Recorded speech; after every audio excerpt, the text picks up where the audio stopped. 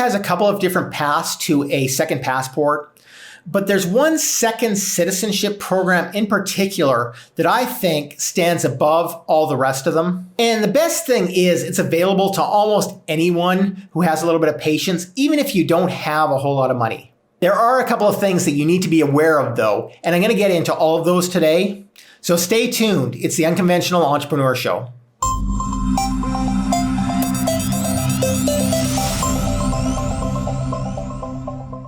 Welcome to the Unconventional Entrepreneur Show. I'm your host, Glenn Kowalski.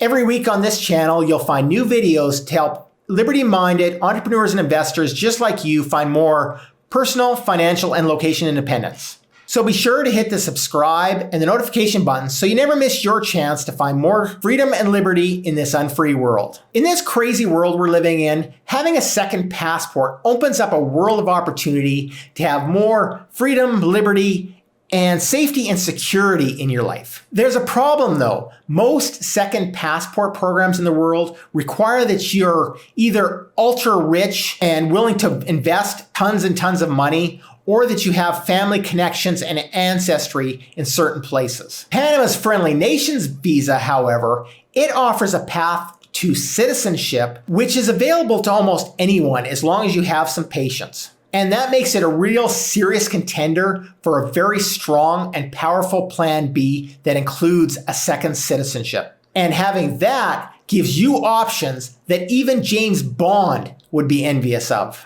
First of all, this path to citizenship starts out with one of the best residency programs in the entire world. A Friendly Nations visa is a second residency program that's available to almost anyone. And one of the best points about it is that it does offer a path to second citizenship that most programs don't offer. Once you have that second citizenship, you can get a passport which gives you visa-free travel to about 124 different countries, and that includes most of Europe and almost all of South America and Central America. In fact, Panama's passport is rated as number 28 as far as quality passports in the world. Next, this citizenship program doesn't have any minimum income requirements. Well, there's plenty of countries out there that will offer a second citizenship to the rich. They're popping up all over the world.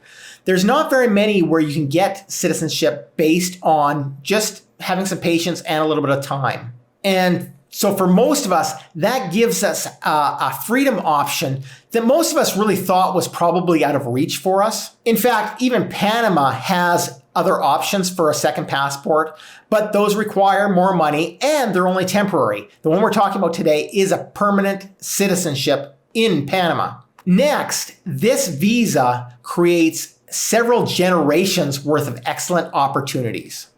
And what I mean by that is the opportunities that it gives to your children. If you have a child while you're living in Panama on a visa, that child automatically becomes a Panamanian citizen. So that means if you have a child while you're living in Panama on your Friendly Nations visa, that child is going to become a citizen really even before you do. But this goes beyond that and actually works even in reverse. So if you get your Panama citizenship and then you have a child, anywhere in the world that child is born, they are now eligible for a Panama citizenship and a Panama passport. So imagine if you're a Canadian or you're an American and you go and get your second passport and your second citizenship under this program in Panama. Now, if you have a child, no matter where that child is born in the world, they're born with the opportunity for that having two different citizenships and two different passports, which since you're interested in a second passport right now, you know how valuable that is. But there are a few things that you need to know about the Panama passport before you go down this road. First of all, Panama does not recognize dual citizenship. So that means that you have to give up your other citizenship in order to obtain that. In practice, though, this isn't really that big of a deal because you don't really have to renounce within your home country. That makes it largely ceremonial. Because when you take the oath in Panama, that doesn't legally renounce your citizenship back within your own country. In fact, they're not even really going to know about it. But even if they did, it's not legally enough for you to actually renounce that citizenship. So you're not actually going to lose it. But I admit that for some people, it could be rather nerve-wracking because you have to take that oath. And it could be especially for anybody who has a Canadian or American passport as a second citizenship already. making that oath saying that you're going to give it up could be an issue. But just so you know, from a legal standpoint, it really isn't. Next, there is a ton of paperwork. As you might expect, especially if you've been through the Friendly Nations visa process, or you've purchased a property in Panama, or you've done really anything legal at all, there are a ton of forms that you're going to need to collect and fill out and have authorized in order to get the process even started. Just to get started, you're going to need police records from both Panama and from your home country, and those are going to need to be authenticated. You're also going to need a certificate of your immigration status. You're going to need an authenticated copy of your permanent resident ID card, an authenticated copy of your permanent residence resolution. You're going to need an authenticated copy of your e-cedula that you get with your Friendly Nations visa.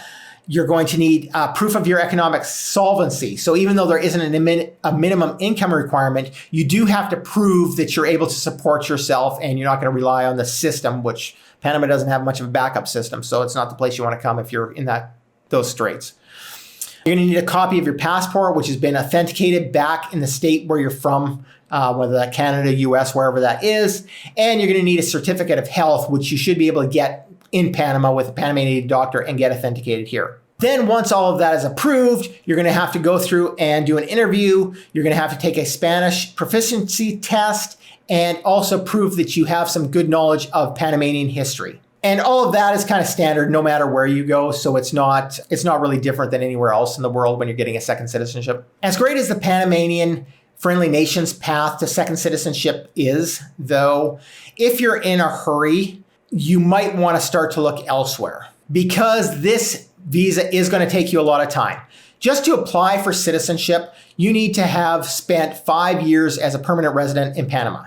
This can be reduced to 3 years if you married to a Panamanian or if you've had a child, as we talked about a little bit earlier in Panama. It can also be reduced more if you're from certain countries like Spain and most of Latin America, if they have different agreements between those countries. But we are still talking about a multi-year process with all of the approvals and the forms that you need, plus the interviews and the tests that you need to take. The process is probably going to take you somewhere between 2 to 5 years minimum to get going. So that means overall you're looking at between 7 to 10 years in order to get citizenship down this path.